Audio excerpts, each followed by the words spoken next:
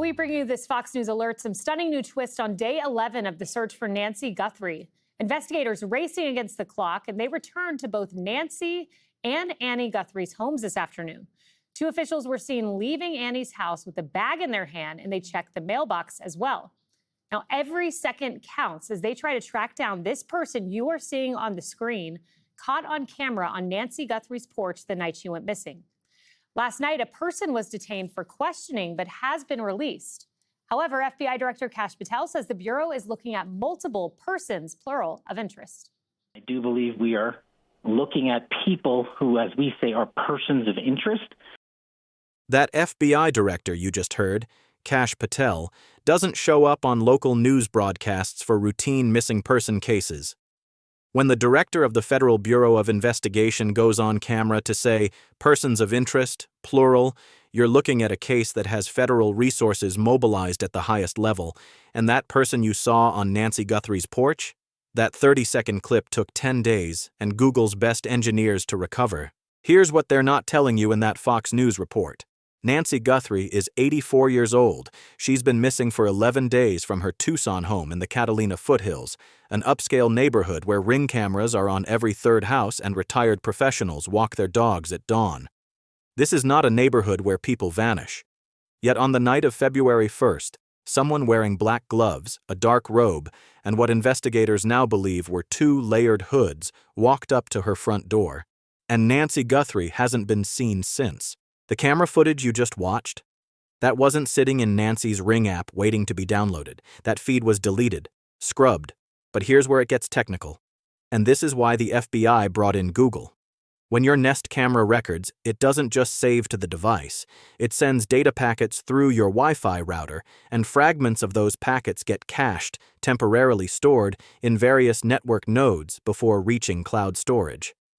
Google spent 10 days reconstructing video from those fragmented packets. Think of it like putting together a photograph that's been shredded, then burned, then scattered. They got enough pieces to see the person you just saw, which means whoever did this understood how to delete Ring footage but didn't understand network packet forensics. That tells us something critical. This perpetrator is tech-aware enough to delete camera footage, but not sophisticated enough to know that deletion isn't erasure.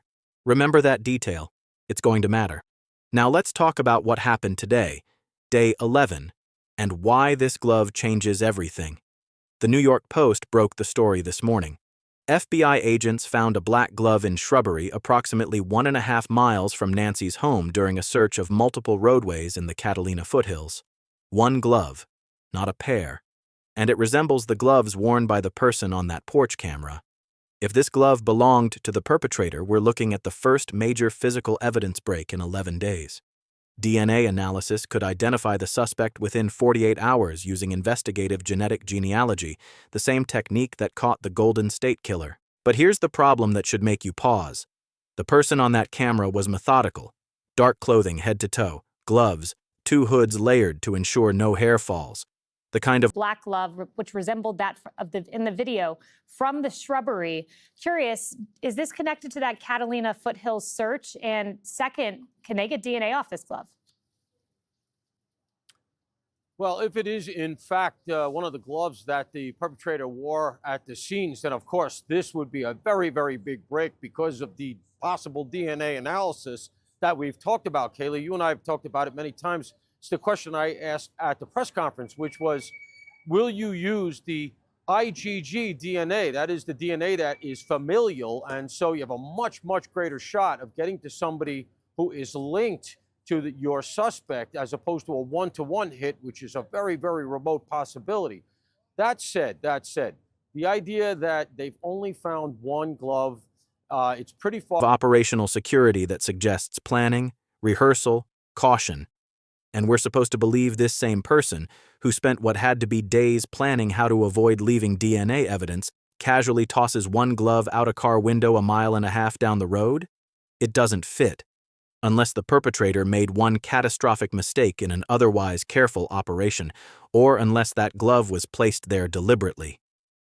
Keep that question in your mind as we go deeper into this investigation, because there's another detail that makes this glove discovery suspicious timing-wise. Yesterday, 24 hours before the glove was found, The FBI detained a man named Carlos in Benson, Arizona, about 50 miles south of Tucson.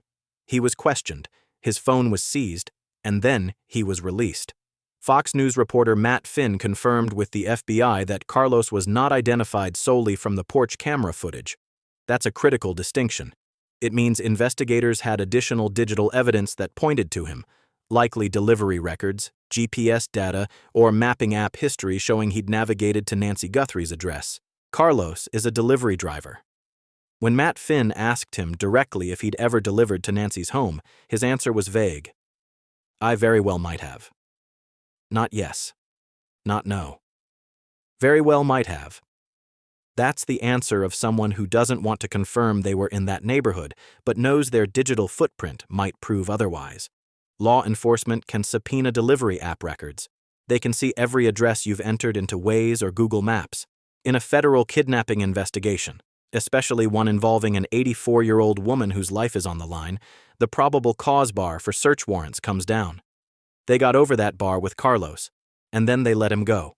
Which brings us to the central mystery at the 2-minute mark of this case. Who is the FBI actually looking at? Director Patel said, persons of interest, plural. Carlos was detained and released. The glove appears the next day. 2 men were seen entering Annie Guthrie's home this afternoon, Nancy's sister, also residing in Tucson, carrying out bags while wearing latex gloves. Were those FBI evidence collectors or private investigators hired by the Guthrie family gathering clothes and supplies? Because here's a detail that's easy to miss. The Guthrie family hasn't been staying at their Tucson homes.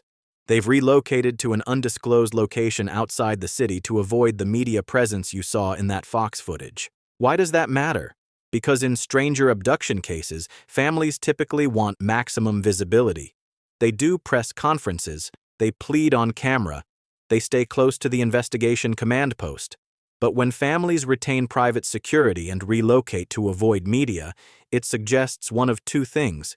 Either they've received a credible threat requiring protective measures, or they've been advised by the FBI that their visibility could compromise the investigation. Given that Director Patel himself is on camera discussing this case, visibility clearly isn't the issue, which means there's a threat vector we're not seeing. Let's talk about the ransom notes. Because this is where the case goes from mysterious to bizarre. TMZ has now received 3 separate ransom demands, all claiming to have Nancy Guthrie, all demanding payment in Bitcoin. The first 2 emails included a Bitcoin wallet address. And here's where it gets interesting. Someone deposited $300 into that wallet. Not $300,000. Not $3 million, $300. Why would anyone do that? Retired NYPD Inspector Paul Morrow, who you're about to hear analyze this glove evidence, has a theory that makes sense if you understand cyber investigations. By depositing a small amount, the FBI could potentially see if the account holder checks the balance, logs in, or moves the funds. That login creates a data point, an IP address, a device fingerprint, a network location.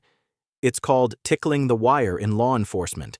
You make a small action hoping the suspect reacts in a way that reveals information. But here's what bothers investigators about these ransom emails. 0 proof of life. No photo of Nancy holding today's newspaper.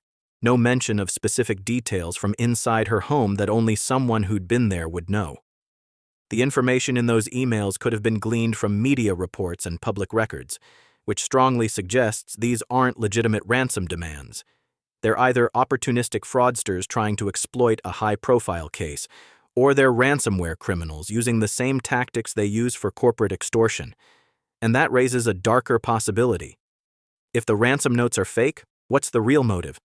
Because someone went to Nancy Guthrie's home wearing operational disguise, deleted camera footage, and made an 84-year-old woman disappear without a trace. That level of planning doesn't align with a random crime of opportunity. It suggests target selection. It suggests motive.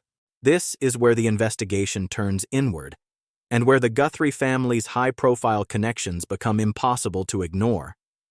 Savannah Guthrie, Nancy's relative and co-anchor of NBC's Today Show, has not appeared on camera regarding this case. The family has been described as cooperative with the FBI, but cooperative doesn't mean publicly visible. And in cases like this, Sometimes the silence is strategic. One of the panel members you just heard, Greg, suggested that having Savannah volunteer for a polygraph could put public pressure on others to do the same. It's an interesting tactical idea because polygraphs, while not admissible in court, serve a psychological function. They separate people who have nothing to hide from people who do. And in a case where the FBI is looking at multiple persons of interest but hasn't named a suspect after 11 days, that kind of pressure tactic can force movement. Inspector Mauro pushed back on that idea, arguing that a multi-million-dollar reward might be more effective at smoking out someone close to the perpetrator, and he's not wrong. The average kidnapping is solved not by forensic breakthroughs but by someone talking.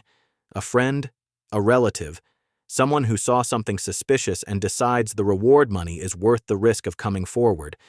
But here's the catch. Rewards can also incentivize false tips.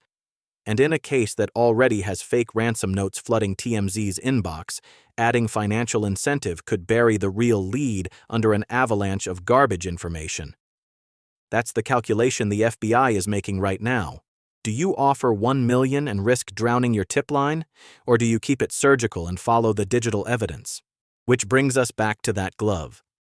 If the DNA inside matches a person in law enforcement databases, or better yet, if investigative genetic genealogy links it to a family member whose DNA is in ancestry databases, this case could crack open within 72 hours.